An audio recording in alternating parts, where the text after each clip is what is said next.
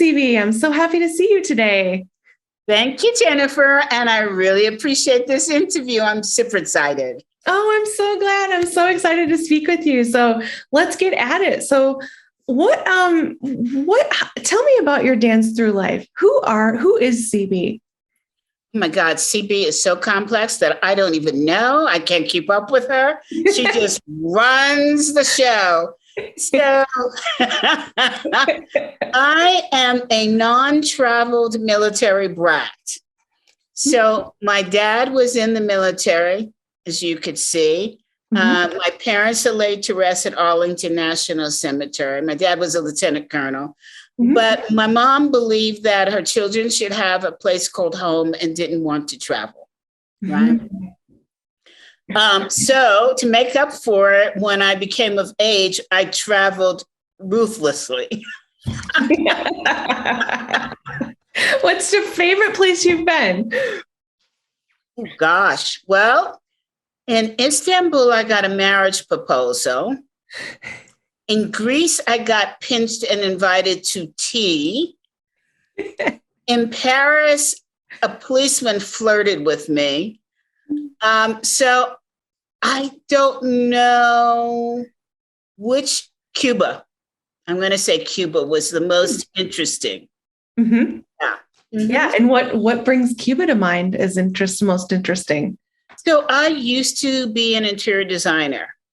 And so the architecture in Cuba, the stained glass windows are unbelievable. They're so magnificent.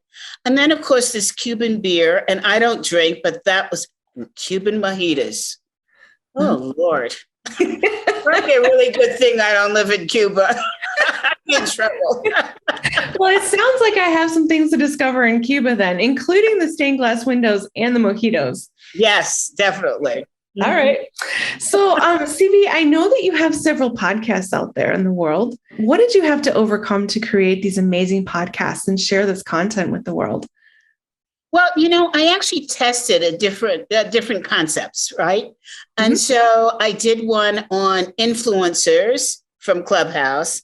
And that was, it wasn't what I wanted it to be. I thought I would get more connected and everything. But I found that most influencers on Clubhouse didn't know why they were influencers. They were just enjoying the ride. And I think that's probably true of Twitter and the rest, right? So I closed that one down. And then I wanted to do one on racial issues, social justice, people that have made it in spite of. And what I found was that people just didn't want to talk about it, right? I had a few people on that were really, really good. But in general, it was really hard to find people to talk about it. And I didn't know whether it was because they were ashamed or they were afraid the bubble would burst or what. So close that one down. And then I had one on challenges of the C-suite. That was quite successful. I had so many great guests, but it wasn't fulfilling for me. And so finally, I changed that one over to courage to leap and lead in the workplace. And that is fulfilling to me and exciting. And then I found that people could come on and talk about anything, their experiences in anything in the workplace. And somehow that made it better for people of color to talk about it, because it didn't seem as, I don't know, restrictive. Right? So that's the one that I have now, and I love it. And I now have a newsletter, same subject matter. Great. If you haven't seen it on LinkedIn, it was just released Monday morning, my new one. It's so good. So this is my fourth one, and I only do one a month. And I already have over 2,500 subscribers. That's fantastic. So yeah, I'm loving that. Oh, so if people want to read your newsletter and find your podcast on Courage to Leap and Lead, where do they find it? LinkedIn. On LinkedIn. LinkedIn. Okay, Yeah. folks from our LinkedIn. Yeah. Okay. So if you link with me on LinkedIn, I believe you get notice when the newsletter comes out. Mhm. Right. And you will see me on Tuesdays at 12 noon, between 12 and 12:30 on LinkedIn Live. If you just go to my profile, it shows itself. But the good news is that's video casting.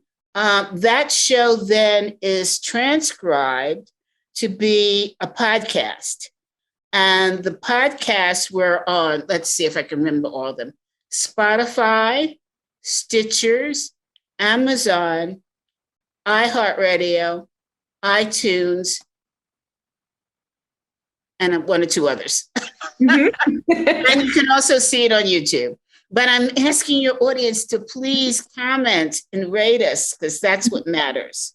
Okay. Yes, we'll definitely let them know. So if you'd like to find CB's content, look her up on LinkedIn and definitely leave a comment and give her a rating so we can share this message with the world that needs to hear it.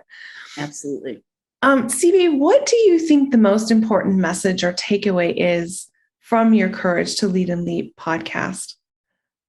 We need to erase the word failure from our lexicon. It's as simple as that. There is really no such thing as failure. And that's what I talk about. That's what I believe. And that's what I want other people to believe. Because if you don't succeed at something, you really are succeeding at learning.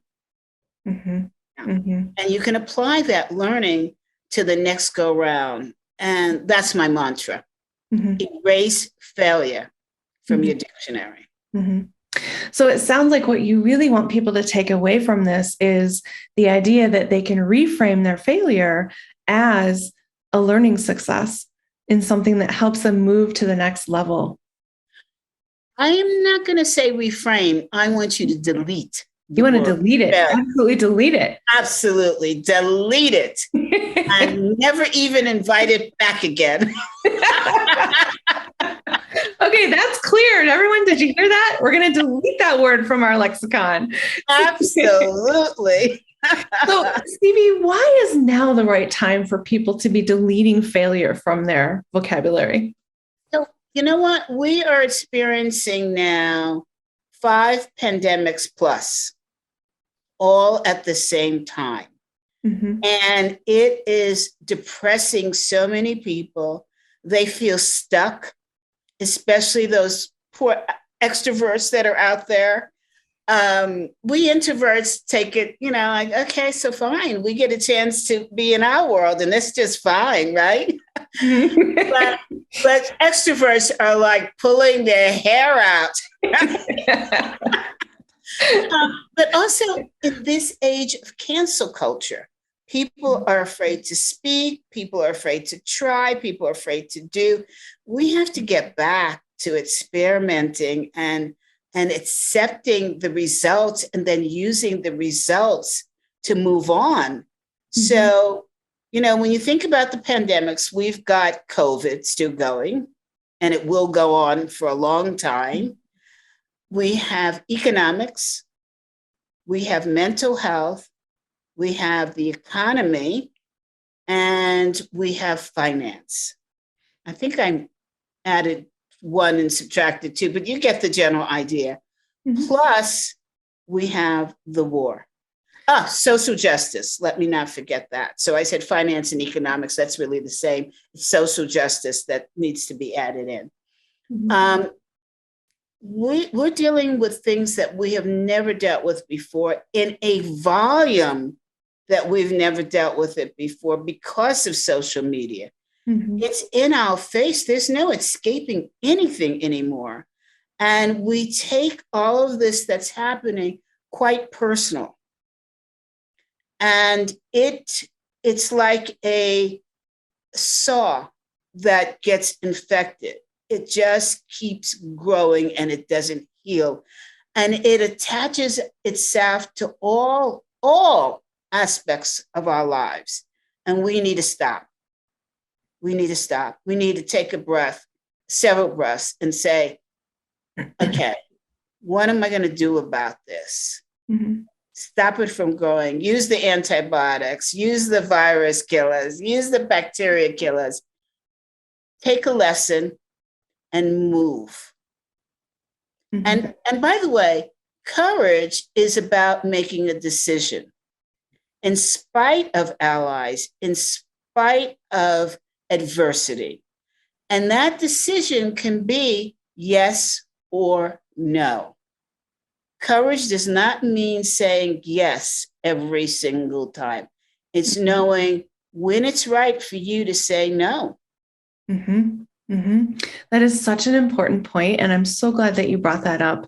A lot of my clients deal with that every day, right? In terms of how do I say no? I find myself saying yes so often when I really want to say no. And so what you're saying is, give yourself that permission to say no. It's okay. I wish I could teach a class on the art of saying no, because it took me a long time to figure it out.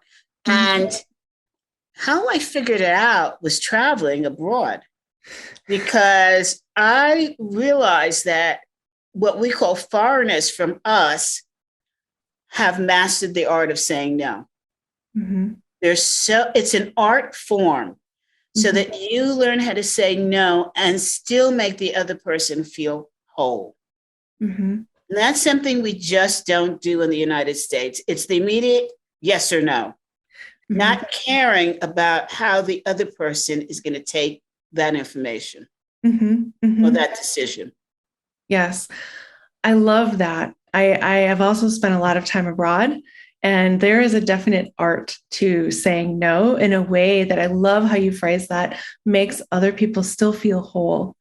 We could have an entire conversation about that. Let's do it. Yes. So I know we're just about at our time. So is there anything else that you would like to share with listeners today? Step out. Step out of the quagmire and into the sunshine. Mm-hmm. It's simple solutions that solve the big problem. It's not a big solution. Mm-hmm. Simple solutions that will afford you the ability to be courageous. Mm-hmm. Well, thank you so much, CB, for your time today. I think we have all heard a lot of wisdom come from you that I think everyone can use to help improve their lives and make them better. So thank you so much for sharing your thoughts with us today. Thank you for inviting me. And I want to come back and tell some stories about courage. All right, we'll do it. Thank you so much, CB. Thank you. Yeah. Bye, everybody. Bye, Jennifer. Bye.